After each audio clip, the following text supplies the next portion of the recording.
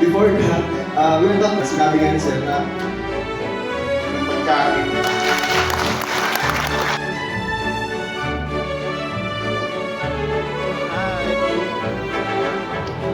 Bakit mo dati nung